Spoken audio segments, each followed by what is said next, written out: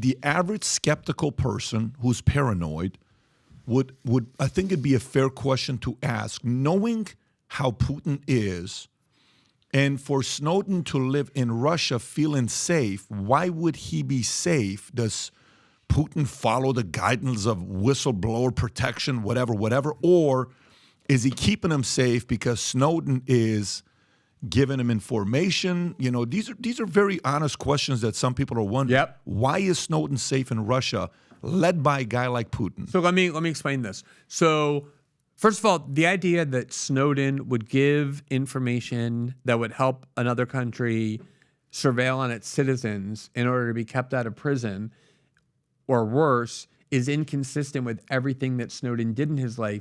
When we were working with Snowden in Hong Kong, I would say the percentage chance that we assigned to the fact that at the end of that process, he was going to end up in American custody in an orange jumpsuit and we were never going to hear from him again because he would be disappeared to a supermax prison for the next 40 years. We had a probability of 90 to 95%. That was it was a miracle that he escaped the clutches of the American government that happened through a series of very improbable acts. So Snowden already proved he would be willing to go to prison, give up his liberty for the rest of his life in order to make it much more difficult for states to surveil. Having shown that he's willing to go to prison to prevent surveillance, why would he then turn around weeks later and make the exact opposite calculation that I'm willing to help the Russians surveil in order to stay out of prison? That makes no sense. That's the first thing. Okay. The second thing is, when there was a time, you know, and I know this is a long ago history, but when Snowden picked Hong Kong because it was kind of a city of resistance to him, of resistance to Chinese tyranny, but it was also a place he knew that the U.S. government would have a hard time getting us. So it was kind of he put a lot of thought into the place that he wanted us to work with him. And at the time, people were saying he was a Chinese spy because he had gone to Hong Kong. When he ended up leaving Hong Kong, his intention was to go to South America, where he was getting asylum either in Bolivia or in Ecuador. He was going to fly through Moscow on his way to Havana and then onto Latin America. And the Biden administration, or rather the Obama administration, and they boast about this, bullied the Cubans and said, if you want a deal to get rid of that embargo, no chance if you allow Snowden safe passage through, which they had already given him. They withdrew that safe passage, and that's why he got trapped in the Moscow airport. He spent 48 days trapped in the Moscow airport in this international zone before they would let him into Moscow. And the whole time, I was certain that the U.S. would be able to offer the Russians whatever they wanted because they were desperate to get their hands on Snowden. I don't know if you remember, but they thought that he was on the plane of the Bolivian president, Evo Morales. They had a hunch when he was coming back from Russia. They forced down the plane of a sovereign president, Evo Morales, on the hunch that he had Snowden on that plane with him when he was coming back. That's how badly they wanted Snowden. So I thought, okay, they're going to offer the Russians, we have 12 Russian prisoners that you want back. We're willing to give them to you. We're willing to make this concession, that concession. I thought for sure that was going to happen, and it didn't happen. I went to Moscow the next year. I met with Snowden. I did a panel with some Russian media and Russian government officials, and I asked that. I was asking everybody that. Why couldn't that deal be reached? Why didn't they make a deal for Snowden? And what they told me were two things. Number one, the U.S. and the Russian political class hate each other so much going back for decades that they would rather, avoid deals in their interest than make deals in their interest. But the real reason is that Putin could not give Snowden back to the U.S. It would be considered a deeply un-Russian thing to do because one of Russia's kind of national attributes is they have always been a refuge for dissidents from the West. You do something against the West, you get refuge in Russia. That's something that's crucial politically to Russians, to their sense of their identity. And there was just no way Putin politically, I know he's considered a totalitarian. He's not a totalitarian in the sense of, North Korea or Saudi Arabia. He answers to political classes. There are dissidents in Russia. There are oppositional parties. And it's just too contrary to how Russia functions and operates. Finally, Snowden wasn't traveling with the archive. He knew not to travel internationally with the archive. He not only didn't he have the archive, but the passwords that he had were scattered around the world because he wanted to avoid, even if someone tried to torture him, being able to give access to that information, because he had already proven he was willing to have the worst possible outcome happen to him rather than give up information. Why are you skeptical of that? I don't know.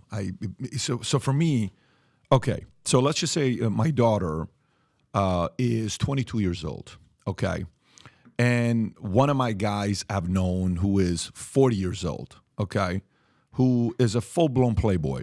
Okay, and my daughter says, "Dad, he's just a friend, you know." And I'm like, "Baby, I trust you. I don't trust him. He's going to flirt with you, and he's very good at getting you to flip and, you know, fall in love with them for a night or whatever. Let's just say that guy's not a friend. He's a colleague, but I know who his DNA is, right? Okay. Even worse, if he's not an ally and he's an enemy, and he wants to find a way to do something to you, and he's going to figure out any ways to go do that to you. Okay. In this situation, okay, let's just say I trust Snowden. I don't trust Putin. And if we were to give an asset, if America, Joe Biden, you know, got Brittany Griner for Victor, what's his last name, Bout, or, you know, Victor, you know, however we say his last name. The killer. Right. You mean to tell me Putin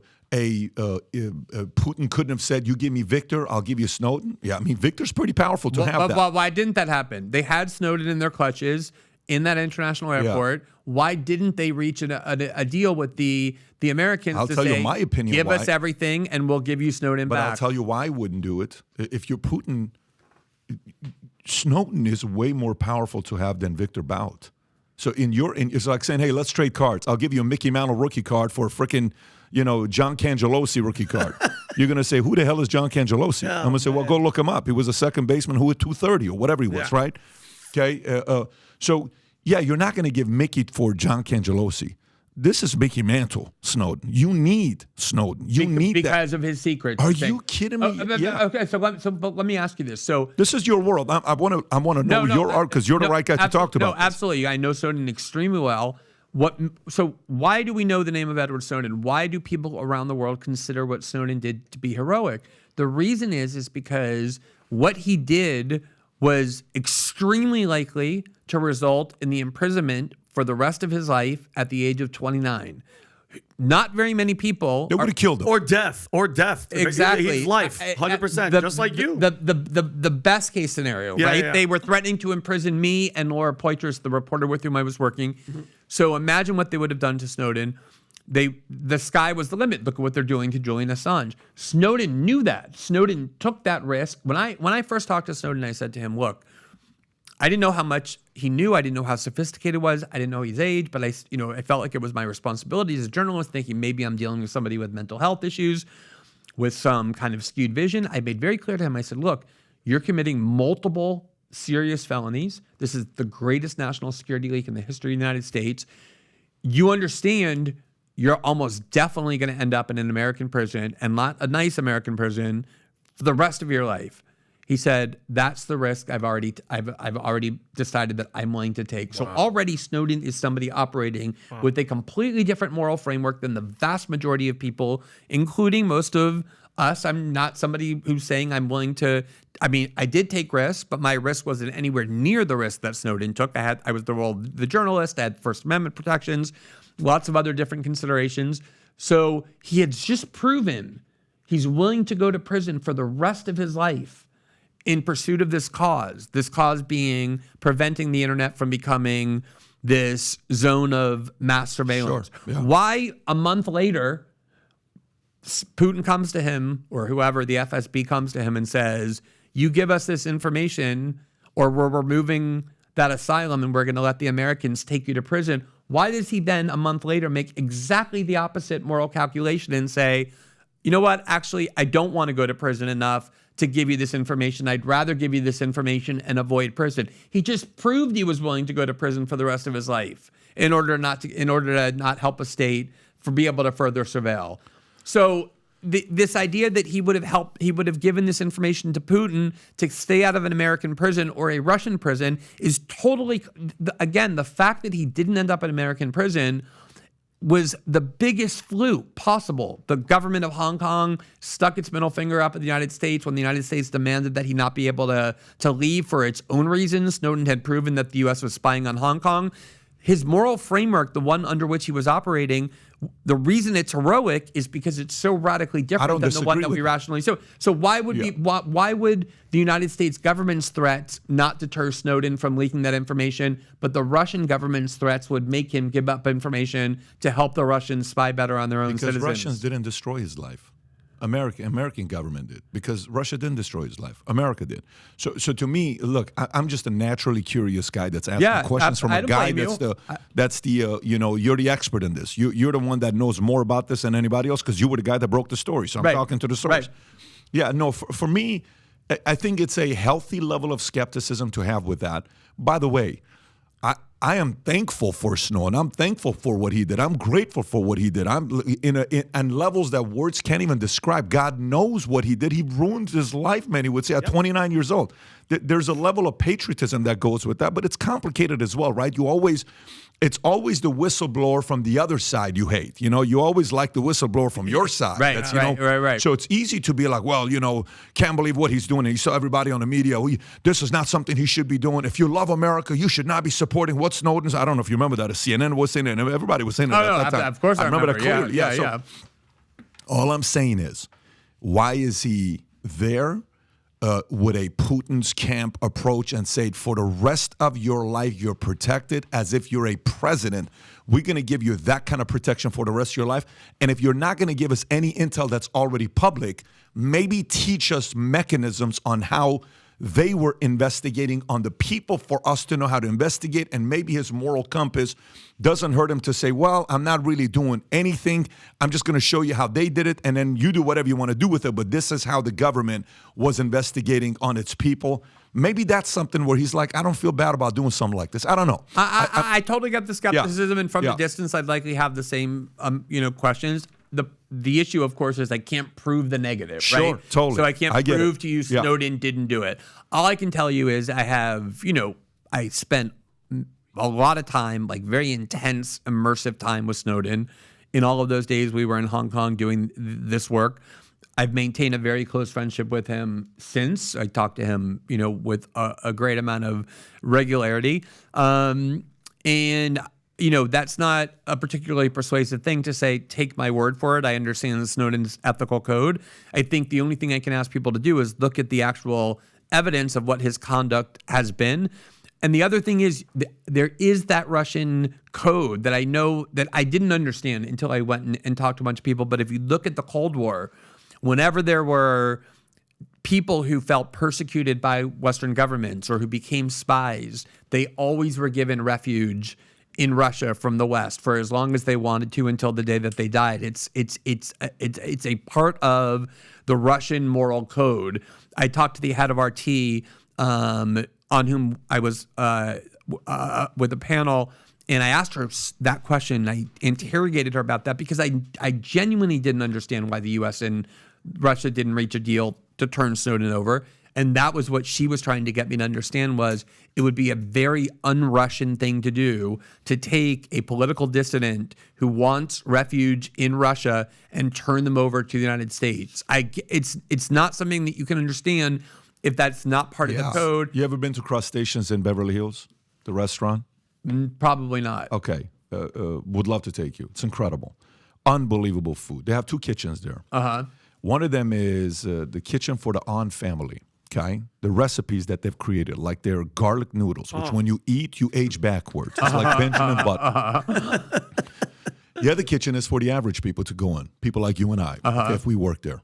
You cannot go in the kitchen unless if you're part of the On family, okay? So what does this mean? Yeah, I mean, I'm sure Russia is thankful for it, but listen, you ain't Russian, bro. You know what I'm saying? You're Snowden. So there's a level of skepticism I think a president or any prime minister would have for anyone that's a whistleblower, because in the back of the mind of that prime minister or president is, this guy's a whistleblower. You know what I'm saying? I mean, great job for what you did, but shit, you could whistleblow on anybody. So we got to be also protective of your abilities to whistleblow. I don't know if you understand, like if I'm communicating my thoughts properly or not. They don't trust him. Yeah, I mean, that's an interesting point. Yeah. What? Like, you know how a guy that says something like this, okay? He'll say, look, just between us, okay? Just between us. And then you test him 3 times, and you leak him information, inaccurate information. And then he tells 3 other people. Guess what he just did? He just validated to you he can't keep information. And it's not hard to test stuff like this with people. It's very easy. If I do it on a small level with a company or a sales organization or family or friends, like anytime I wanted to know which one of my friends that I went to high school with, I just would talk to them. I would tell them certain private things, and I would say, just please keep it between us. If I got 3 people that called me, I already knew who that guy was. Right. Okay. Right. So either I intentionally leak information that I want to be leaked, or I just realize you can't fully trust that person. You cannot. So, no, and that's interesting. You know, when first of all, I think the starting point for all of this discussion should always be, why is it that Edward Snowden, having not only leaked information, but done so in the most responsible way, right? Like he could have sold the information to a foreign government and gotten millions and millions of dollars. That archive was extremely valuable. He could have dumped it all over the internet. Instead, he came to us, and when he came to us, he was adamant that we agree to conditions that I even found repressive about how he didn't want any information published that could ever even potentially put a single person in harm's way. He was a very conservative whistleblower. He imposed on us a lot of restrictions about things that I thought we should have been able to publish that he didn't want published. There were things the New York Times ended up publishing from that archive that he was indignant about, that he thought should never have been published, about how we spy on China. So he was somebody who did this in the most responsible way possible, didn't dump it on the internet, didn't sell it to a foreign adversary, came to journalists, asked us to curate it in a very responsible way, which we did. There was no suggestion that anything we ever published harmed anybody, put anybody in harm's way. The first question should be, why is somebody like that forced to live their life in exile in Russia? Because the minute they come back to the United States, they're going to be put in prison for the rest of their life. Having said that, I understand your question. Again, I can't prove the negative. I guess all I can tell you is that even the information that Snowden would have to give, Snowden was not the deputy director of the NSA. Snowden was a somewhat low-level contractor who worked at Booz Allen. What he had that was valuable was access to the archive, where was the documents and not so much what Snowden had to say. Most of our reporting was based on the documents. Yeah. If you don't have access to that archive, there's not much that Snowden can even give you that's of value. And he wasn't carrying with him the archive and thumb drives with a piece of paper that contained the password. He purposely made it extremely difficult because he didn't want to be put in the position where somebody could force him to turn over that information. Look, I will tell you on this topic, and we can transition to the next topic. Sure. But I appreciate you, having this exchange with me on this topic. This isn't about Snowden. I'm not putting this on Snowden. Right, you're on Putin. I'm putting this on how Putin views an American. Dude, you're not priority to me. You're not Russian. This is not your motherland. You don't love this place like I love it. Gorbachev, Yeltsin, this is like the greatest country in the world. He views that. I mean, Putin is a Russian nationalist. A Russian nationalist. So for him, he's going to always, and by the way, the best leaders ever are typically more paranoid and skeptical than the average leader. If I can come and betray you once and kind of do it again and again and again, you're weak. But if I can come and betray you once and you still are able to entertain a relationship, but there's filters that you can't go through certain rails, certain things you can't enter anymore, I respect that leader. And I put Putin as a formidable leader. I don't put Putin as a lightweight. I don't put Putin as he wants to be complimented and you can win him over with flattery. He's not weak. He's a true G who he is. So, but I trust my enemies way more than I trust my allies. And here's what I mean by that. I know my competitors, anytime I built any businesses, whether it was insurance or whatever I did, I knew my enemy woke up every morning wanting to put me out of business. I respect that. I knew my enemy woke up every day wanting to make sure I went bankrupt. I respect that. I'm not upset at it. I actually totally get it. If you play, you're fighting somebody in the streets, guess what the guy is going to do? You have to assume the guy wants to beat the living crap out of you, right? So that's not a naive or place coming from where it's like, well, I'm trying to be antagonistic. No, I just think this is the enemy. Here's how he views it. So if you like this clip and you want to watch another one, click right here. And if you want to watch the entire podcast, click right here.